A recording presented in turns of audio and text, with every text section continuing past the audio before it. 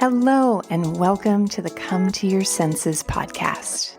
I'm your host, embodiment-based coach, Mary Lofgren. Here, we explore how to live bravely and beautifully through a lifestyle of embodiment.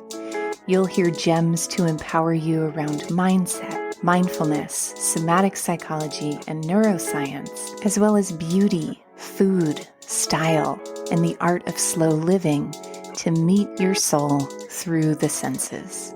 I am so happy that you're here. Let's begin.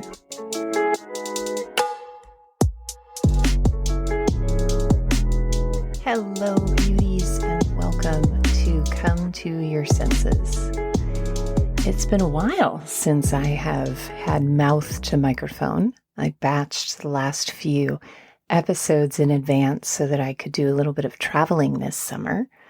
I went to Maine to see a couple of different friends, and I also went to a lake with some girlfriends for an art weekend, and lots of yummy August adventures. And one of the most memorable aspects of my summer adventures is food. Lobster in Maine. Crispy, delicious, oily fried clams, ripe, juicy, wet peaches with goat cheese and fresh mint. These are just some of the simple delicacies that I have been privileged and delighted to enjoy this summer. And something else that I have really been delighting in lately is the art of eating sensually. So you might be familiar with several methods of how to eat more mindfully. Things like putting your fork down between bites and noticing the sensations in your mouth as the different flavors touch the different regions of your tongue. And those methods can be really useful. And I find them also sometimes really annoying. Because I don't necessarily want to be mindful with my food. I want to be embodied. I want to merge with what I eat.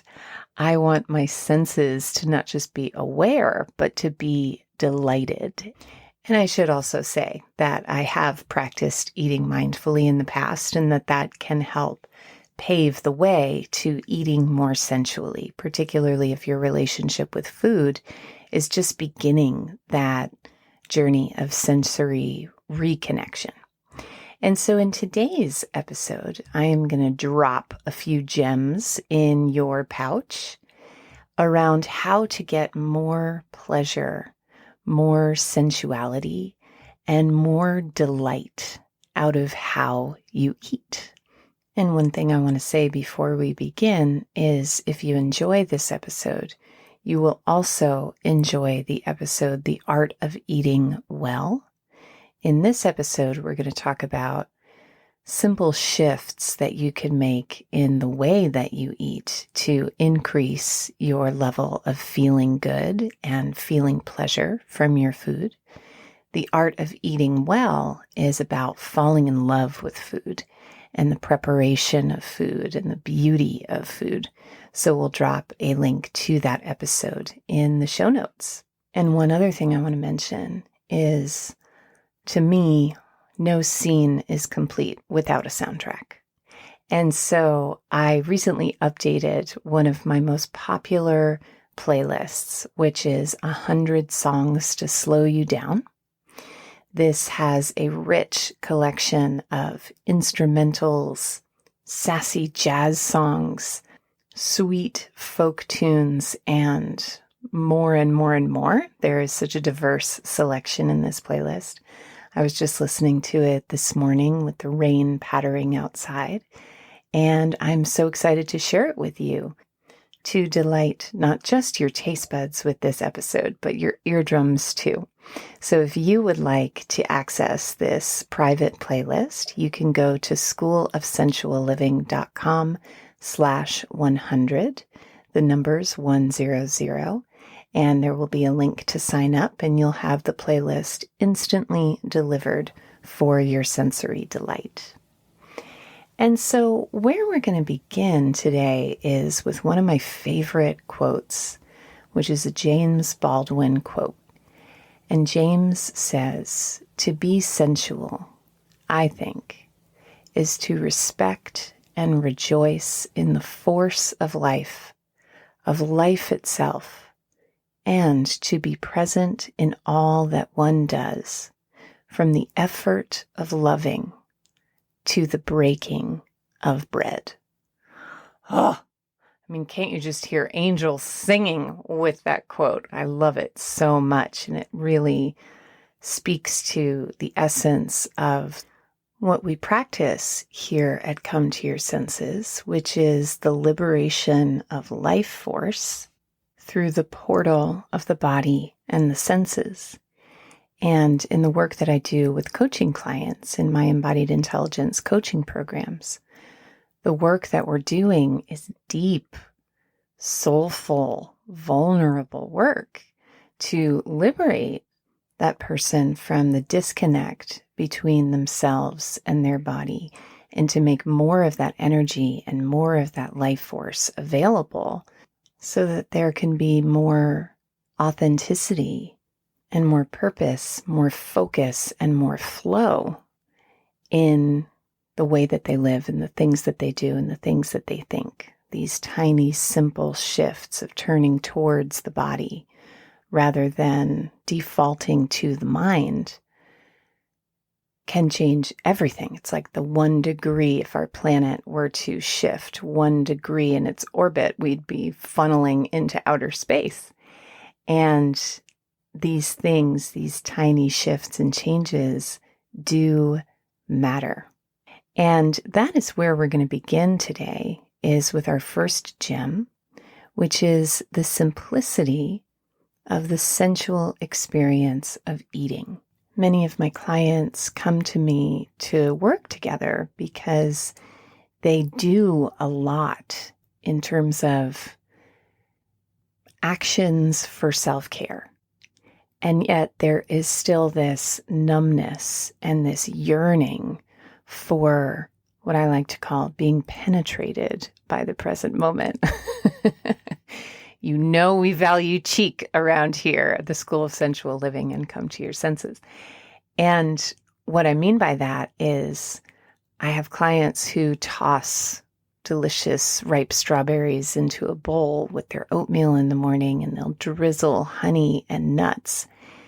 And yet they are so trapped in the mental and emotional tension that they carry that they don't even notice that they're having a sensual experience. And if you're a listener to this podcast, that's probably a big reason why you're here, is that there is a veil that lifts when you slow down and when you take the time to focus a bit less on efficiency, how fast you can get something done, and a bit more on living your life experientially, where the focus is the richness of the experience as a path to fulfillment, which in the end, I find the slower and more intentional I go, the more I actually get done. But that's another podcast episode.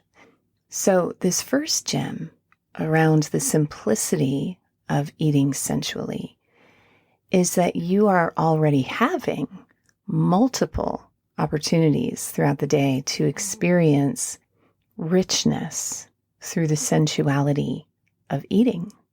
And let me be honest, before I came in to record this podcast, I feel the tart flavor of strawberry on my tongue when I mindlessly open the fridge to look for some sort of stimulation because I was kind of tired and plucked 3 strawberries that I don't even remember eating, but I taste them, so I know it happened. And even I, as the teacher of this podcast, don't do this perfectly by any stretch of the imagination, nor do I aim to. When it comes to living sensually in any capacity, my goal is less focused on what I'm doing and more focused on how I'm doing it. So with the strawberry escapade just a few moments ago, my energy right now is really focused and deliciously devoted to delivering a yummy podcast for you. And that is where my pleasure is, and that's where my intention is, and that's where my life force is. So I don't have as much life force to devote to slowing down to sensually eat a strawberry, and that's fine with me. But earlier, one of my favorite things to do in the middle of the day is watch 15 minutes of a movie. It's usually some kind of fluffy movie that I'm not super gripped by, but, it's probably something I've seen a million times. And it really helps kind of take my mind out of the mechanics of being on email or have a different sensory experience from being with a client. And so earlier today, I took my break to watch my movie, and I had this delicious hamburger in my hand, and I made sure to really make it count with how I sensually enjoyed it because I had the energy available to do it. And so this first gem is all about the simplicity of having the opportunity for richness through food each day, and the simplicity of starting small, giving your life force when you have it to give, to opening your senses to an experience. These next gems are going to be ways to enhance and increase the pleasure that you experience from your eating rituals on a biological level. Simple ways that you can crank the volume on your sensory delight. So the first is to eat with the original fork, knife, and spoon, which is your delicious little fingertips. In Ayurveda, the nerve endings of the fingertips are believed to boost digestion. When you eat with the hands, you become more aware of texture and taste and aroma.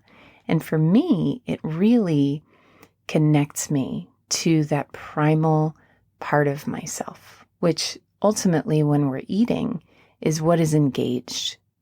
I think about, I love the show Downton Abbey. And if you watch the women, they take the teeny weeniest little bites. Next time you watch the show, watch Cora. She takes her fork and she turns it down, probably because it has less of an opportunity or probability of falling out of her mouth or falling off the fork. She gets a secure hold on the fork, and then she turns the fork down as she places it in her mouth. And it's very polite and it's very neat and there's very, clean edges. And you would almost think she isn't eating at all. There's no evidence of her primal animalistic hunger, appetite, and desire showing through. I know for myself, contacting that animal body when I eat is such a key component of being satisfied by the experience of eating. And sometimes I'll even prepare a meal of only things that I eat with my hands. And some of my favorite things to eat with my hands are sushi and fresh asparagus roasted with salt and pepper and olive oil and lemon.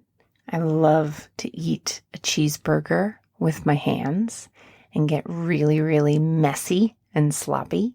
And I even love to eat meat with my hands. So if I have roast chicken, I love putting a drumstick in my mouth or, picking up a piece of chicken. Like, try it next time. There is something so sensual and satisfying about using your hands instead of using a fork and taking a piece of steak and just tearing it off with your teeth instead of politely cutting it before you put it in your mouth. Another simple gem is to simply relax your jaw as you eat. One of the most common places for the mind to hold tension is in the jaw. And so simply by relaxing your jaw, you open up more regions of the mouth to experience the pleasure of taste. And you also sometimes will open the mouth when your jaw is relaxed. I've noticed that as I've been exploring this for myself, when I'm sitting there eating alone, I hope it doesn't carry over into public eating, but I listen to myself chew and I'm like, jeepers, I sound like a cow in the fields, because I notice when I'm eating in this voracious animal kind of way, which isn't necessarily fast. And, I think about like when Winnie used to go at her dog bowl of food, like it's not like that. It's just I'm immersed. And I notice that I open my mouth very naturally, which creates an aerating effect, which also enhances flavor. And so I encourage you to play with that a little bit, opening up the lips and opening up the mouth to bring more air into your experience and see how it changes your level of presence and satisfaction. And then the final gem is kind of looping back to where we started, which is not just eating mindfully, but eating for pleasure. So when I eat for pleasure, how I would describe that as different from eating mindfully is that when I'm eating mindfully, I am that curious observer. I'm noticing texture in a very general way, flavor in a general way. I'm noticing the sensation as I swallow the food, and as the food begins to enter my belly, I might pause to inhale the fragrance of a food before I eat it. And all of those are lovely ways to deepen your relationship with food. But eating for pleasure for me feels like touching the asparagus and feeling and initiating an even firmer crunch than normal as I bite down on it, and consciously moving the food around in my mouth to touch different regions. Moaning is very therapeutic and really enhances the experience. I am definitely a known moaner. I've embarrassed many a friend out at a restaurant. I just can't help myself because I'm so overwhelmed by the pleasure of the flavor, especially on that first bite. Oh, holy heavens, there's just nothing like the first bite of a really satisfying meal. And so eating for pleasure, sometimes I'll even move my head as I lean deeper into the flavor, and I'll give myself a really thorough, voracious swallow of the food. And I notice that I open my mouth almost like a gasp. Well, I guess a gasp would be taking air in, but an exhalation of like, oh, like that. And it's funny because I don't really think about this, but as I'm recording this, I'm just recalling all of the nuance of eating for pleasure. And essentially, if we were to distill this down to one essence, it would be involving all of you in the experience and almost taking your food as an erotic tango partner, where you lean into their body and you feel their warmth and you can feel their breath on your ear. And it's not just this observational, curious awareness from the outside, but it is more an intimacy. And I like to think of my food as feeling so lucky to be on my plate because it's going to be so enjoyed by me. It's going into the final leg of its journey with a second line parade. So, my loves, those are your gems around the art of eating sensually and eating for pleasure. This was such a fun episode to record for you. I hope you enjoyed it as much as I did. And if you desire more intimacy and more richness, which who doesn't? If you're a listener to this podcast, you most likely feel adrift in a world of mechanics and doing and efficiency and getting more done so that you can add more to your metaphoric plate. And you find it an interruption of that noise to be here with me on the Come to Your Senses chaise longue. And you might get a world of value from the gems that you hear here. I hope that you do. And you might also hear a calling within yourself to deepen into this through an intimate and immersive coaching experience. And if that rings true for you, in just a few weeks, I'm going to be opening up my waitlist for Embodied Intelligence Coaching. You can head to embodiedintelligencecoaching.com where you can learn more about the coaching experience. And thank you so much for listening. See you next time.